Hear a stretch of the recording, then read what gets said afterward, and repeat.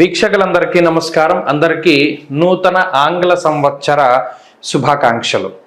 చాలామందికి క్యూరియాసిటీ ఉంటుంది, వచ్చే సంవత్సరం గ్రహగతుల్లో ఏమైనా మార్పులు ఉన్నాయా? అసలు నిజానికి క్యూరియాసిటీ ఉన్నా లేకపోయినా తెలుసుకోవాల్సినటువంటి విషయం ఏంటంటే గ్రహగతులు ఎలా ఉన్నాయి.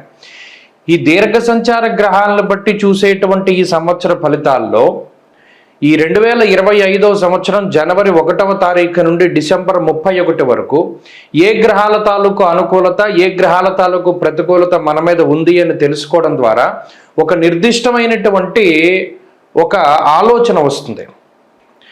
పలానా గ్రహం మనకు అనుకూలంగా ఉంది, పలానాది ప్రతికూలంగా ఉంది అని ఒక ఇయర్ని ప్లాన్ చేసుకోవచ్చు. ఉదాహరణకి గురువు అనుకూలంగా ఉన్నట్టయితే ఆ సంవత్సరంలో నూతన వస్తువులు, వాహనాదులు, ఉద్యోగంలో ఎదుగుదల, లేదా ఏదైనా ఇల్లు కట్టుకోవడము, సంతానం కలగడం, వివాహాది శుభకార్యక్రమాలు జరగడం, ఇటువంటి వాటి మీద ఎక్కువ ప్రభావాన్ని చూపిస్తారు. శనేశ్వరుడు అనుకూలంగా ఉంటే ఆర్థిక స్థితిగతులు మెరుగుపడుతూ ఉండడం, రాజకీయ లబ్ధి ఉండడం, జనాకర్షణ కలగడం, వ్యాపారాభివృద్ధి కలగడం, విదేశీయానం కలగడం, ఇటువంటివన్నీ కూడా జరుగుతాయి. రాహుకేతువుల అనుకూలత వల్ల కూడా చాలా రకాలైనటువంటి సమస్యలు, అటు మాతృ వర్గం నుండి ఏదైనా ఆస్తిపాస్తులు రావాల్సి వచ్చినా, పితృ భ్రాతృ శాపాదులు ఉన్నా, లేదా మరి ఏ ఇతరత్ర వంశపారంపర్య ఆస్తుల నుండి ఏదైనా తగాదాలు ఉన్నా అటువంటి వాటి నుండి బయటపడడానికి, శత్రు రోగ రుణ బాధల నుండి బయటపడడానికి, అనారోగ్య సమస్యల నుండి బయటపడడానికి కూడా ఈ గ్రహ సంపత్తి చాలా ముఖ్యంగా ఉపయోగపడుతుంది. కాబట్టి ఈ 3 కీలకమైన గ్రహాలు ఏ విధంగా యోగిస్తున్నాయి, ఈ సంవత్సరం ఒక విశేషమైనటువంటిది ఏంటి అంటే దాదాపుగా 3 దీర్ఘ సంచార గ్రహాలు కూడా మారుతూ ఉన్నాయి. ఎప్పుడు ప్రతి సంవత్సరం ఏమవుతుంది అంటే గురువు కానీ రాహువు కానీ, ప్రతి సంవత్సరం గురుడు మారతారు, గురుడితో పాటు అప్పుడప్పుడు శని మారతారు, లేదా గురుడితో పాటు అప్పుడప్పుడు రాహువు మారుతారు. ఈ సంవత్సరం ఏమవుతుంది అంటే 3 గ్రహాలు కూడా మారుతూ ఉన్నాయి.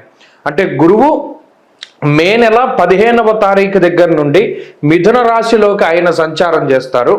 శనేశ్వరుడు ఈ సంవత్సరం మార్చి 30వ తారీఖున కుంభరాశిని వదిలిపెట్టి మీనరాశికి వెళ్తారు.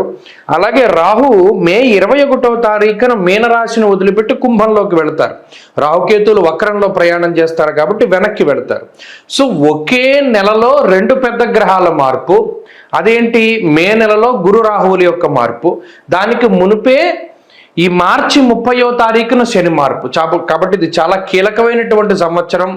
చాలా గ్రహగతుల్లో మార్పులు, 3 గ్రహాల్లోనూ దీర్ఘ సంచార గ్రహాలు, అంటే రాహుకేతువులు అంటే 2 కింద లెక్కేసుకుంటే 4 గ్రహాలు. ఈ క్రియాశీలకమైనటువంటి మార్పుల్లో లాభపడేటువంటి రాశుల్లో మీ రాశి ఉందా లేదా అనేటువంటిది మనం తెలుసుకుందాం. వీక్షకులందరికీ నమస్కారం. 2025వ సంవత్సరంలో సింహరాశి వారికి ఏ విధమైనటువంటి గ్రహస్థితులు ఉన్నాయి? నిజానికి చెప్పాలి అంటే సింహరాశి వారు గత సంవత్సరం చాలా మిశ్రమమైనటువంటి గ్రహ సంపత్తిని అనుభవించారు. మరి ఈ సంవత్సరంలో ఈ రాశి వారికి ప్రధానమైనటువంటి బలం గురు బలం. మే నెల దగ్గర నుండి గురుడు బలంగా సంచారం చేయబోతూ ఉన్నారు, గురు బలం వస్తోంది. అయితే చాలా కీలకమైనటువంటి విషయం ఏమిటి అంటే మార్చి 30వ తారీఖు దగ్గర నుండి మే 21వ తారీఖు వరకు అష్టమ స్థానంలో 2 గ్రహాలు ఉంటాయి. అష్టమ రాహు, అష్టమ శనేశ్వరుడు. నిజానికి ఇవి 2 మరి పాపగ్రహాలు, దీర్ఘ సంచార గ్రహాలు కదా. అష్టమ స్థానంలో శనేశ్వరుడు ఉండడం, అష్టమంలో రాహు ఉండడం వల్ల ఇది కొంత ఇబ్బందికరమైనటువంటి పరిస్థితిని సూచిస్తోంది. అది ఆరోగ్యపరమైనటువంటి విషయాల్లోనూ, లేదా ప్రయాణాలు చేసేటప్పుడు, లేదా ఏదైనా నిర్ణయాలు తీసుకునేటప్పుడు చాలా జాగ్రత్తగా ఉండాలి. ఏప్రిల్ 1వ తారీఖు నుండి మే నెల 21వ తారీఖు వరకు ఆ 2 గ్రహాల యొక్క కలయిక అనేటువంటిది ఉంటుంది. కాబట్టి ఆ టైం పీరియడ్, ఈ 1 నెల 20 రోజుల పాటు చాలా జాగ్రత్తగా ఉండాలి. అది మినహాయించి సింహరాశి వారికి మిగతాదంతా కూడా కొంత బాగానే ఉంది. ఇక్కడ రాహు, అష్టమ రాహు యొక్క దోషం ఈ సంవత్సరం పోతోంది. అష్టమ రాహు ఎక్కువగా నరాలకి సంబంధించిన సమస్యలు, వెన్నుపాము సంబంధించిన సమస్యలు, గ్యాస్ట్రిక్ సమస్యలు, ఇలా అనేక రకాలైనటువంటి రుగ్మతలకి కారణమై గత 18 నెలలుగా ఆయన వ్యతిరేకమైన ఫలితాలను ఇస్తూ ఉన్నారు. మరి ఈ సంవత్సరంలో అష్టమరాహు యొక్క దోషం పోయింది కదా, ఆయన 7వ స్థానంలోకి మారారు. జన్మరాశిగత కేతు తాలూకు ఫలితాలను కూడా ఈ రాశి వారు చూస్తారు. అయితే మే నెల 15వ తారీఖు నుండి గురుబలం వస్తోంది. ఇక్కడ గురుబలం రావడం చాలా కీలకం. ఎందుకంటే శనేశ్వరుడు కొంత ప్రతికూలంగా ఉన్న అష్టమ శని యొక్క దోషం ఏర్పడినప్పటికీ కూడా రాహు అష్టమ స్థానం నుండి బయటపడడం, గురుబలం లాభస్థానంలో రావడం, యశోవృద్ధిర్ బలం తేజ సర్వత్ర విజయ సుఖం అన్నారు.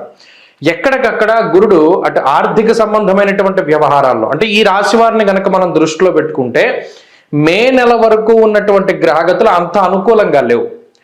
మే నెల తర్వాత నుండి ఈ రాశి వారి యొక్క గ్రహస్థితి మారుతూ ఉన్నది. అంటే మే దగ్గర నుండి నిజానికి 2025లో ఈ రాశి వారికి బాగుంటుంది. ఇంకా చెప్పుకోవాలి అంటే ఉగాది దగ్గర నుండి బాగుంటుందని చెప్పచ్చు. ఉగాది దగ్గర నుండి ఉండేటువంటి అంటే ఇంకా మిగతా చిన్న గ్రహాల యొక్క స్థితిగతుల్ని వాటిని కన్సిడర్ చేస్తే ఉగాది నుండి బాగుంది. ఉగాది లోపు ఉండేటువంటి మాసాల్లో చాలా జాగ్రత్తగా ఉండాలి. ఆ గ్రహస్థితి అటు ఆరోగ్యంపై అలాగే ఆర్థిక పరిస్థితులపై ఎక్కువ ప్రభావాన్ని చూపెడుతుంది. ఇక ఉద్యోగ వ్యాపార వ్యవహారాదులన్నీ కూడా ఈ సంవత్సరం మే నెల దగ్గర నుండే బాగున్నాయి. అంటే సింహరాశి వారు ఎవరైనా ఉద్యోగం మారాలి, కొత్త ఉద్యోగంలో జాయిన్ అవ్వాలి, లేదా ఏదైనా ఉద్యోగం పర్మనెంట్ అవ్వాలి, లేదా అసలు ఉద్యోగమే రావాలి అంటే అటువంటి వారందరూ కూడా మే నెల దగ్గర నుండి ప్రయత్నాలు చేసుకుంటే మంచి అవకాశాలు వచ్చి స్థిరపడడానికి అవకాశం ఉంటుంది. అలాగే విదేశీయానానికి సంబంధించినటువంటి విషయాలు, విదేశాల్లో స్థిర నివాసం ఏర్పడడం, అక్కడ ఏదైనా గ్రీన్ కార్డు లాంటివి రావాలి అన్నా, అక్కడ ఏదైనా గుర్తింపు రావాలి అన్నా, ఉద్యోగం కావాలి అన్నా ఇవన్నీ కూడా మే నెల దగ్గర నుండి బాగున్నాయి. ఇక సంతానానికి సంబంధించినటువంటి విషయాలు చాలా బాగున్నాయి. ఈ సంవత్సరంలో ప్రత్యేకించి సింహరాశి వారు తీర్థయాత్రలు ఎక్కువగా చేసేటువంటి పరిస్థితులు ఉన్నాయి. అలాగే ఎక్కువగా పురాణ పఠనం చేయడానికి అవకాశం ఉంటుంది. పుస్తకాలు చదవడం, లేదా ఏదైనా కొత్తగా కోర్సులు నేర్చుకుని ఉద్యోగంలో పదోన్నతులు పొందడం, లేదా ఏదైనా ఒక కాంట్రాక్ట్ ఉద్యోగాలు పర్మనెంట్ అవుతూ ఉండడం. అలాగే ఈ సింహరాశి వారు మే నెల దాటిన తర్వాత ఇల్లు కట్టుకోవడం, ఇల్లు కొనుక్కోవడం, సంతానం కలగడం, లేదా బంగారం కొనుగోలు చేయడం, ఇటువంటి వాటికన్నిటికీ కూడా అవకాశం ఉంటుంది.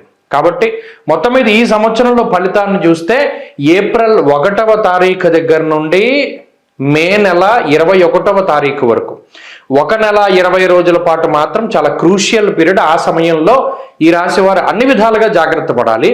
అది దాటిన తర్వాత నుండి ఈ రాశి వారికి అద్భుతమైనటువంటి రోజులు ప్రారంభం అవుతాయి. కాబట్టి ఈ సంవత్సరంలో సింహరాశి వారు ఆ ఒక్క పీరియడ్ జాగ్రత్తగా ఉంటే సరిపోతుంది.